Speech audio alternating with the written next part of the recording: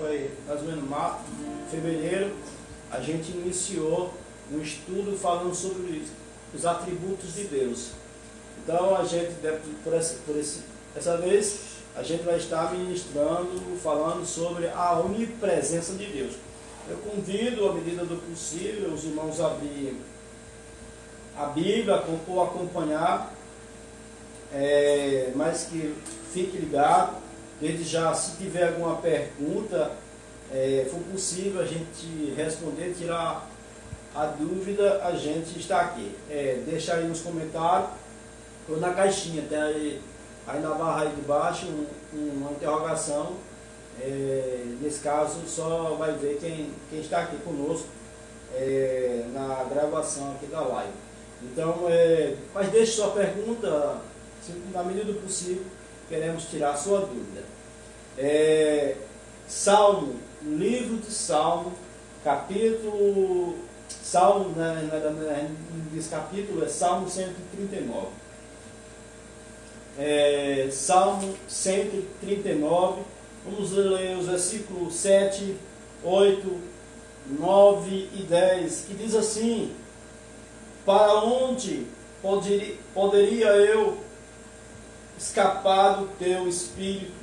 Para onde poderia fugir da tua presença? Se eu subir aos montes, lá estás. Se eu fizer a minha cama na sepultura, algumas traduções vai dizer que é o Seol, algumas traduções é inferno, a palavra aqui no original é Seol, a tradução aqui é na sepultura, também lá está. Se eu subir com as asas da alvorada e morar na extremidade do mar, mesmo ali a tua presença, mesmo ali a tua mão direita me guiará e me susterá. Então, o salmista aqui, ele é enfático em afirmar que a presença de Deus, ela é em todos os lugares.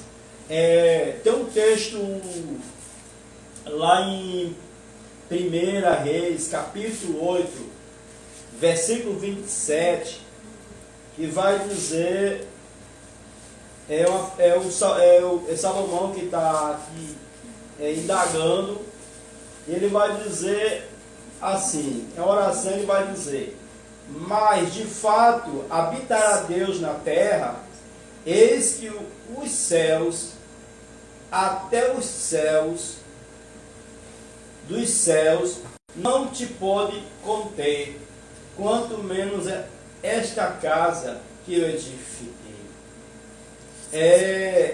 Salomão, ele é um judeu consciente, ele tem discernimento, apesar de ter edificado o templo, que era símbolo da presença de Deus aqui na terra, lembrava a todos que, embora existisse o templo ali na cidade santa, esse templo não continha Deus, não suportava Deus, vamos dizer assim.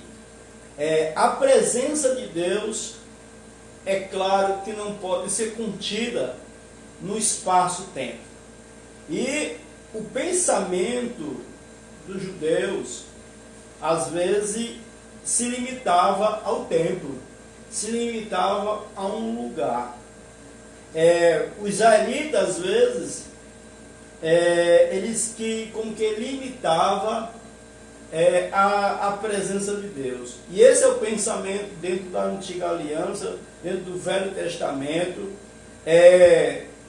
O templo ou o tabernáculo era como que vamos dizer assim, uma forma simbólica do trono de Deus.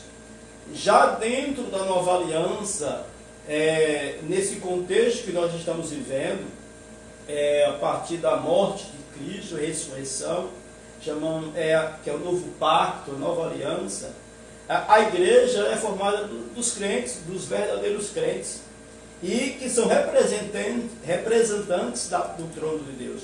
Mas na antiga aliança havia essa representação. O templo, o tabernáculo, era símbolo da presença de Deus. E o problema está justamente em limitar Deus ao templo. Os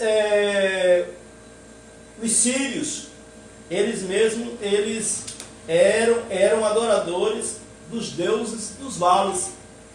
E tendo esse pensamento, é um pensamento limitador dos seus próprios deuses, que realmente eram limitados, eles também transferem à nação de Israel esse pensamento. A gente vê isso lá em 1 Reis, capítulo 20, versículo 23, como diz assim: enquanto isso, os conselheiros do rei da Síria lhes diziam: os deuses deles são deuses das montanhas, e por isso que eles foram fortes demais para nós. Mas combater-nos nas planícies, com certeza seremos mais fortes do que eles. Os sírios tinham como Deus os deuses dos vales, e ele transfere esse pensamento para a nação de Israel, no sentido que Deus era o Deus dos montes. Esse pensamento ele é razoável, porque as manifestações de Deus no Monte Sinai, a gente vê a manifestação de Deus ali naquele momento. A gente vê que no Monte Sinai, no Monte Gerizim, no Planalto de Jerusalém e outras montanhas, desempenhavam um papel importante para a adoração de Israel. Então, sabemos que os profetas geralmente subiam as montanhas para orar também, assim como fez Cristo.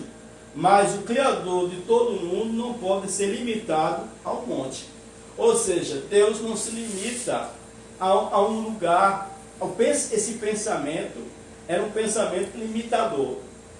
Às vezes os cristãos de hoje também limitam Deus. Que forma? Deus está no céu. Deus habita no céu dos céus. Ali é o lugar de Deus. Então, com isso, amados, também é uma forma de limitar Deus. Deus não pode ser limitado. Alguém disse algo interessante. Assim como Deus não é medido pelo tempo, ele não é também limitado pelo espaço. Deus, por ser infinito, enche tudo, todavia não está contido no tudo, assim como o vinho e a água podem ser contidos num frasco.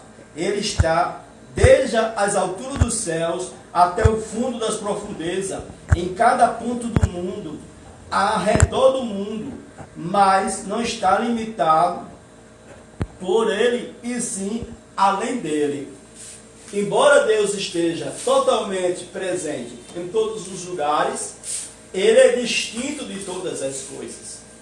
Deus não é todas as coisas. Por ser totalmente espírito, Deus não pode ser dividido ou separado, de modo que uma parte seu esteja num determinado lugar e outra parte em outro lugar. Todo o seu ser está em todos os lugares sempre. Então, com essa definição, a gente logo observa que Deus ele preenche tudo. Deus está em todos os lugares. Mas não confundindo esse pensamento com a filosofia doutrinária de alguns filósofos chamada panteísmo. Que o panteísmo diz que Deus está nas coisas, o universo é Deus. Deus está na mata, Deus está no mar, Deus está nos rios. Então há com que uma mistura aí. Não podemos pensar assim: Deus não está na sua criação, Deus é independente da sua criação. Deus preenche todas as coisas, mas Ele não se limita por nada. Então, dito isso, amados, a gente levanta nosso primeiro ponto aqui dentro do estudo. Se Deus é onipotente, o que dizer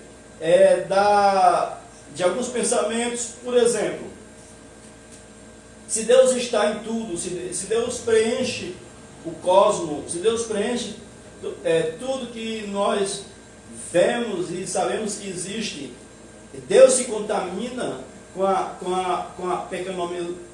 a questão do pecado? Claro que não. Embora Deus preencha tudo, encha tudo, Ele não se contamina. Deus está no coração dos pecadores no sentido de convencê-los do pecado, sem se contaminar com o seu pecado. Um exemplo disso temos da pessoa de Jesus. Jesus foi Deus que se fez homem, é Deus que se fez homem, se tornou homem e habitou em nosso meio. Ele andou em nosso meio, andou com homens pecadores, andou com mulheres de moral duvidosa. Ele esteve no meio de pecadores, literalmente. Porém, o apóstolo João, que andou com ele por 3 anos, vai dizer, lá em 1 João, capítulo 3, versículo 5, nele não existe pecado. Pedro disse que ele é o Cordeiro perfeito de Deus. Então, embora Cristo estivesse entre pecadores, o Filho de Deus, o Deus Filho, ele não se contaminou com a questão de pecado. Então,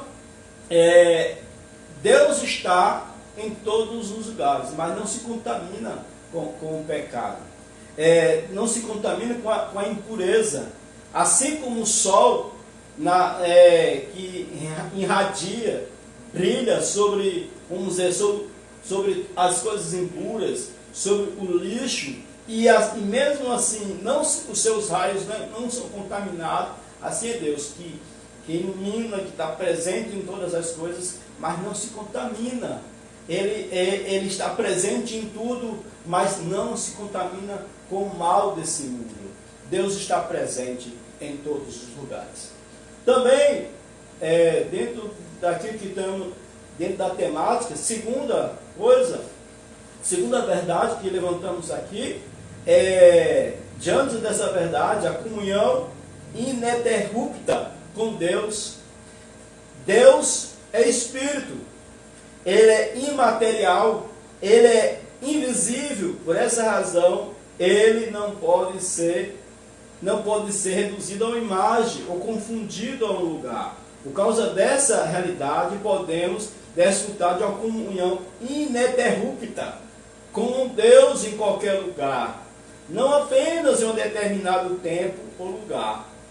O judeu, embora soubesse que havia o templo, ele sabia que ali era um lugar de adoração, mas ele sabia que em outros lugares eles poderiam também adorar a Deus. Deus, por ser presente, onipresente, podemos gozar da presença dele em qualquer lugar. Podemos experimentar da presença dele em qualquer localidade, seja em nosso quarto, seja em uma montanha alta, seja em um lugar de praia. Deus, Ele está em todo lugar. Com isso, nós podemos ter comunhão com Ele, adorar Ele. Tem um texto lá em Atos, capítulo 17, versículo 24 ao 25, que diz: o Deus que fez o mundo e tudo que nele existe, sendo Ele Senhor dos céus e da terra, não habita em santuário feito por mão humana, nem é servido por mãos humanas, como se alguma coisa precisasse, pois Ele mesmo é quem a todos dá a vida, respiração e tudo mais, para buscarem a Deus, se porventura tateando o possam achar, bem que não está longe de cada um de nós. Então, Paulo aqui e está falando aos filósofos de Atenas, e ele vai dizer da grandiosidade de Deus, da presença de Deus, que como ele preenche todos os lugares. Deus está em todos os lugares. Deus não precisa de um lugar para ser adorado. Embora é importante frisar aqui que o princípio cristão é congregar e adorar. Mas você não é precisamente, vamos dizer assim, precisa de uma estrutura para adorar a Deus. Você pode adorar a Deus em qualquer lugar. Jesus de Nazaré falou isso em João capítulo 4, versículo 21, quando ele vai dizer: pode crer-me que a hora vem, quando nem nesse monte, está falando do monte Gerizim, nem em Jerusalém adoraremos o Pai. Porque exatamente ele estava querendo dizer com isso? Ele estava dizendo que haveria um momento que até então, para o samaritano, o lugar de adoração era o monte Gerizim. Para o judeu era o tabernáculo, o templo era o lugar de adoração. Porém, Cristo, quando ele vem, ele quebra essa visão, vamos dizer assim, né? Essa ideia. E isso acontece na sua morte, quando ele morre na cruz. Lá em Mateus capítulo 27, versículo 51, diz que o véu do templo, que estava ali no lugar santíssimo, que era um lugar que só poderia ser penetrado, só podia entrar ali o sacerdote, o sumo sacerdote, para oferecer sacrifício. Diz que o véu do templo, naquele momento onde Cristo na cruz, ele brada: Pai, está tudo consumado, que o véu do templo se rasga de alto a baixo. Por que de alto a baixo? Como que foi uma ação divina. Não foi de baixo para cima, mas foi de alto a baixo, com que rompendo aquela separação que havia entre os homens que buscavam a Deus e o próprio Deus, dizendo assim que o caminho estava aberto para os verdadeiros adoradores. Cristo então acrescentou: mas vem a hora, já chegou, em que os verdadeiros adoradores adorarão o Pai em espírito e em verdade. Isso se referia a algo no futuro, justamente após sua morte e ressurreição. Então Cristo, o Espírito de Deus, inicia verdadeiramente, está dizendo verdadeiramente que haveria esse tempo onde os verdadeiros adoradores adorarão o Pai em espírito, em verdade, em espírito, porque algo que é espiritual dá a entender, são para aqueles que nasceram de novo, que a verdadeira adoração parte de um coração regenerado, de alguém que nasceu de novo, em verdade, porque, amados, a forma de se adorar a Deus tem um princípio dentro da palavra de Deus. Então, a adoração a Deus, adorar a Deus, a adoração ao Senhor é algo favorável também em qualquer lugar. O crente verdadeiro, nascido de novo, pode adorar a Deus em qualquer lugar, porque Deus está em todos os lugares. Deus está na praia, onde houver um coração que reverencie e adore, Deus vai ser adorado por essa pessoa. Se ele pode estar em um monte, não há problema. Com isso não quer dizer que ninguém, eu vou condenar aqui aqueles que gostam de orar no monte. Não é isso, não, de maneira nenhuma. O importante é a sinceridade. O importante é que haja verdade na forma da adoração. Então, com isso, amados, percebemos que o crente pode ter comunhão com Deus em qualquer lugar, porque ele é um templo que respira, no qual Deus habita. A esfera da nossa comunhão com Ele é iluminada, pois Deus está em toda parte, em todo tempo. John Way, um puritano, ele disse o seguinte: é uma honra estar na presença dos príncipes, mesmo que seja como um servo. Que honra, então, ter todos os santos, estar na presença do Pai, com ousadia, e lá desfrutar do seu amor. Que bênção a rainha de Sabá pronunciou sobre os servos de Salomão, que estavam diante dele e ouviam a sua sabedoria. Mas quão mais bem-aventurados são aqueles que estão continuamente diante do Deus de Salomão, ouvindo sua sabedoria e desfrutando o seu amor. Então, amados, estão na presença do Senhor. Chegou aqui uma pergunta, você entende, você responde. Como veremos a Deus no céu, sendo Ele invisível? É o seguinte, amados, teologicamente, eu não sei se eu vou decepcionar alguém com essa pergunta, mas teologicamente não veremos a Deus. Talvez alguém diga assim: estava esperando ir para você para ver Deus, né?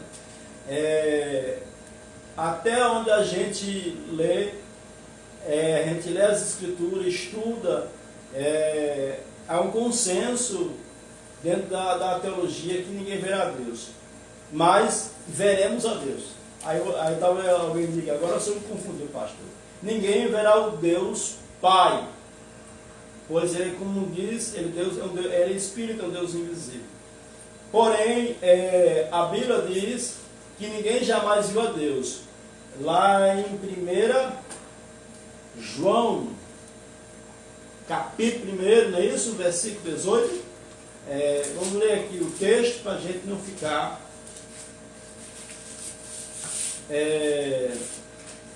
em nossas palavras.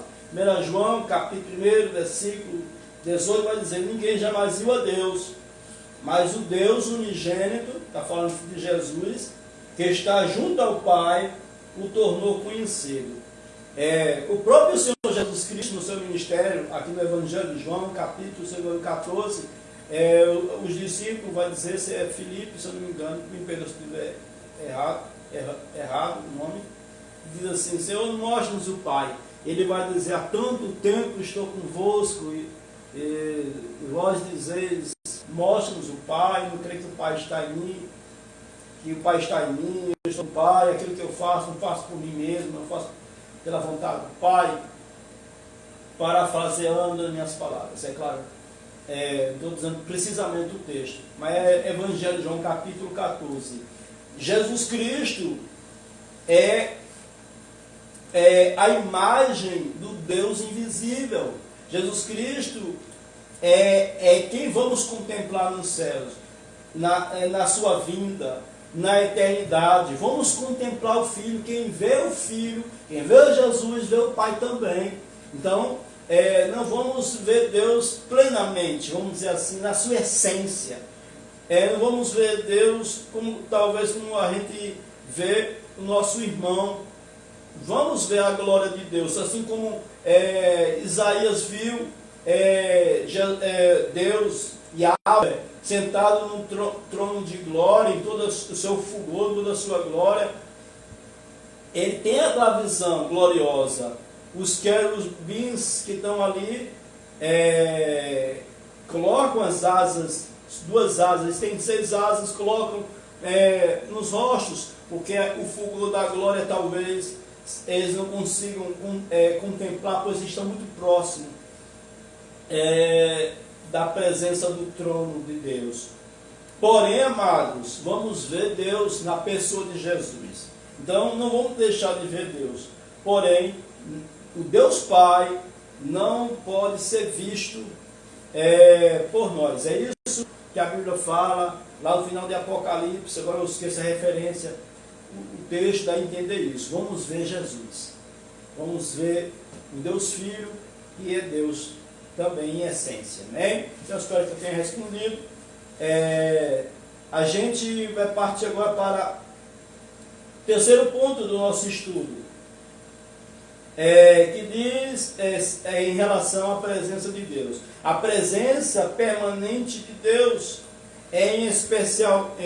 especialmente reconfortante para nós saber que seja quais forem as provações que temos que suportar, Deus está sempre presente.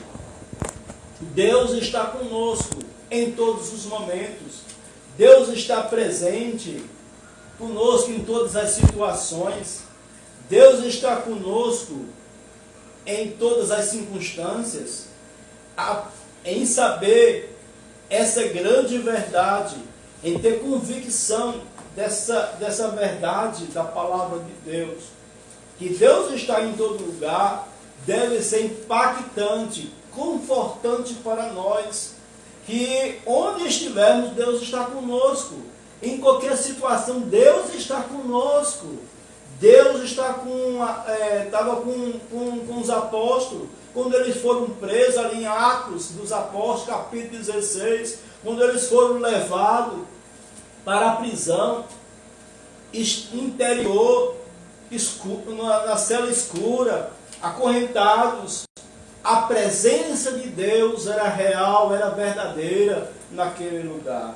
Onde você estiver, meu irmão, Deus está presente. A presença permanente de Deus é conosco em todos os lugares. Como foi o Salmo 139, versículo 7 ao 10. Para onde me ausentarei do teu espírito? Para onde fugirei da tua face? Se eu subo aos céus, lá estás. Se eu faço a minha cama no mais profundo abismo, lá estás também. Então Deus está em todo lugar. Deus está conosco em toda situação. Ninguém pode se separar da presença de Deus. O crente não pode ser separado do relacionamento com Deus. A presença permanente de Deus trouxe um grande conforto a Moisés. Embora Deus houvesse chamado para proclamar a sua mensagem, para tirar o povo da escravidão, Moisés se queixou, alegando não ter capacidade para falar. Deus lhe respondeu: eu serei com a tua boca e te ensinarei o que há de falar. Êxodo, capítulo 4, versículo 12. Esse é um aspecto prático da presença. Ele está presente para apoiar os nossos trabalhos. Na grande comissão, são as porções dos evangelhos, quando Cristo ele envia, ele ordena a sua igreja que vá e faça discípulos, batizando em nome do Pai, do Filho e do Espírito Santo. Ele diz algo interessante: eis que eu estou convosco até a consumação do século. Mateus, capítulo 28, versículo 19 a 20. Então, existe a presença de Deus em todas as circunstâncias e também na nossa missão. Deus envia Moisés, mas ele diz para Moisés que estaria com Moisés, que falaria: eu serei com a tua boca e te ensinarei o que há de falar. Deus envia a sua igreja e diz assim: eu estarei convosco até a consumação do século. A presença permanente de Cristo é o que nos torna possível a tarefa de alcançar o mundo.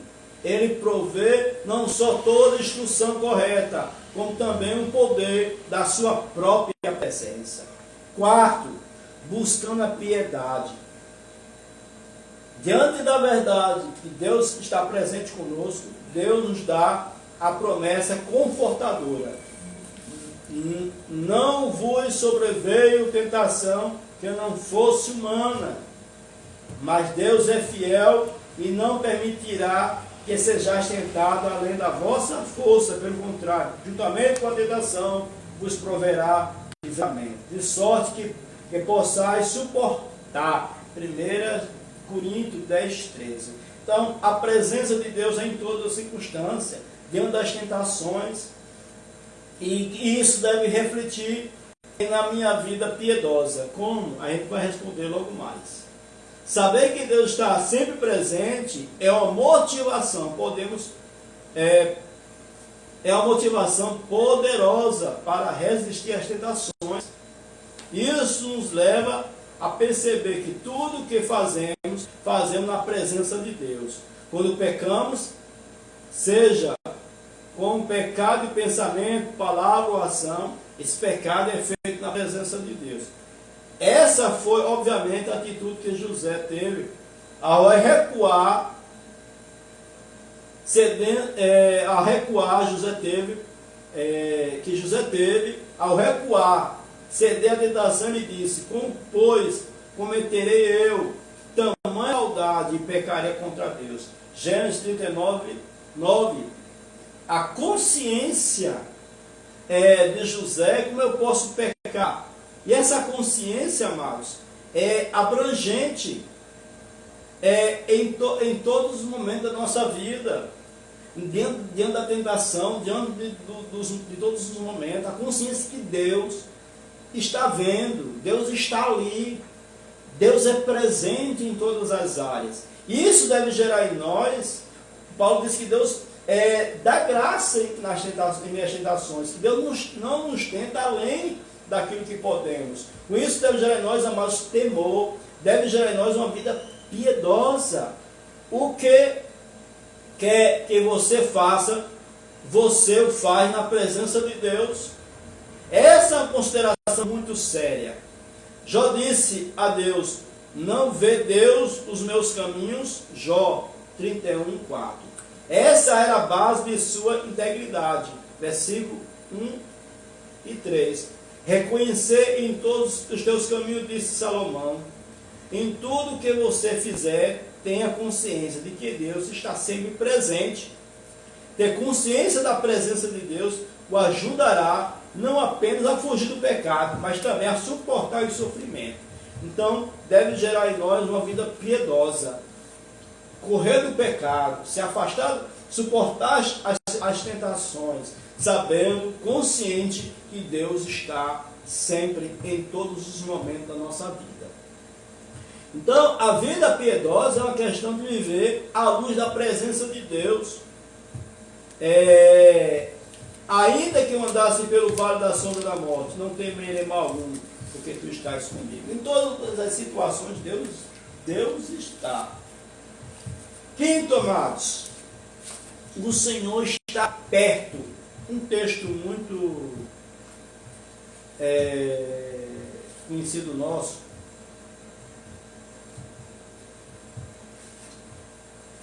lá em Filipenses, capítulo 4,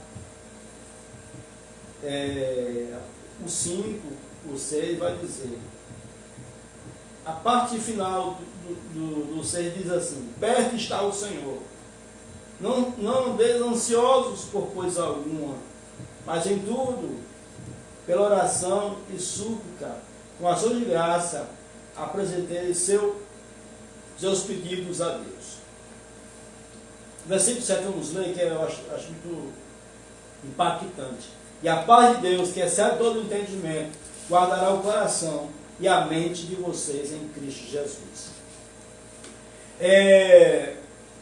Diante da verdade presença de Deus é real, é verdadeira. Essa pequena porção aqui me chama a atenção, que é o que nós vamos finalizar essa noite. Perto está o Senhor. Deus é presente. Deus está conosco. O salmista ecoou essa verdade dizendo: tu estás perto. Deus está perto em todos os momentos da nossa vida.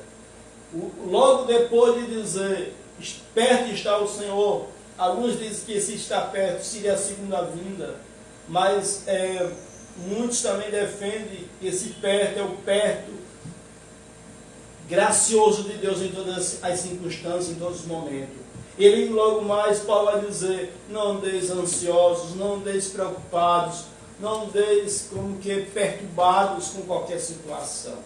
Irmãos, não devemos estar preocupados com nada. consciente da presença de Deus, preocupado no sentido que isso nos tira a paz, preocupado no sentido que nos ouve a tranquilidade. Sabemos que somos humanos, somos seres humanos e somos afetados pelas situações e ficamos preocupados, um pouco ansiosos, mas isso não pode ser algo que tome conta do nosso coração. O Senhor está ao nosso lado, o Senhor está presente, o Senhor está perto. O Senhor está perto quando você está orando, o Senhor está perto quando você está enfermo, o Senhor está perto quando você está passando por luta, o Senhor está perto quando você é tentado, o Senhor está perto quando você é acusado, o Senhor está perto em todo momento, o Senhor está perto aí de você agora, nesse momento, aqui conosco. Deus está perto, Deus está conosco, Deus está em nossos corações, como diz lá em Efésios, capítulo 2, versículo 17, como diz, para que Cristo habite no coração de vocês mediante a fé, e ore para que, estando enraigados, alicerçados em amor, Cristo está perto de nós, amados. Cristo está em nós.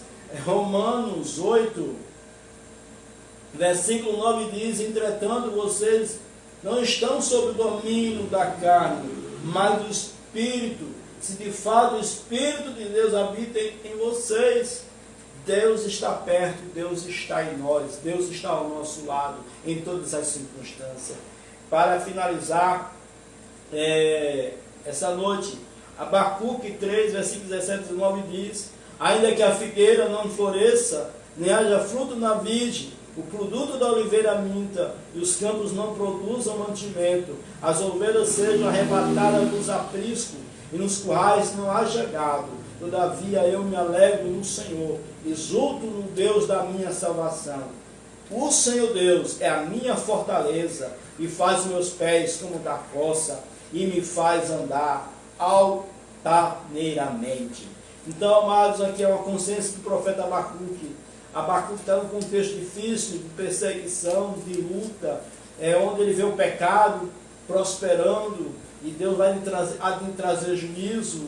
Ele fica como que, diante da resposta de Deus, ele fica preocupado, mas logo ele entende que o justo viverá pela fé, e no final ele desemboca com esse cântico dizendo, ainda que a figueira não floresça, ainda que não haja fruto na vide, o produto da oliveira minta, os campos não produzam mantimento, as ovelhas sejam arrebatadas do aprisco, e não haja gado no curral, todavia eu me alegro no Senhor.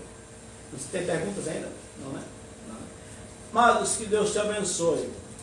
Que a convicção, a certeza dessa grande verdade, que Deus é onipresente, que Deus está em todos os lugares, que Deus preenche todos os lugares, e Deus, Ele habita em todo lugar, sem ser limitado pelo espaço-tempo, possa nos confortar o coração e saber que sua presença é real e verdadeira, porque perto está o Senhor. Que Deus te abençoe. Vamos orar.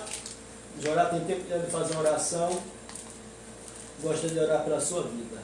Pai, em nome de Jesus, diante dessa grande verdade, isso vem impactar a minha vida, em saber, ó Deus, que a sua presença é ininterrupta, que o Senhor está em todos os lugares, que isso vem me impactar no sentido que isso vem trazer conforto no meu coração, que o Senhor está perto em todas as situações, em todos os momentos. Ó Deus, que isso vem afetar a minha vida no sentido de me levar a uma vida piedosa, uma vida santa, me afastando do pecado, resistindo às tentações. Abençoa o teu povo, abençoa a tua igreja, é o nome de Jesus. Amém. Que Deus te abençoe.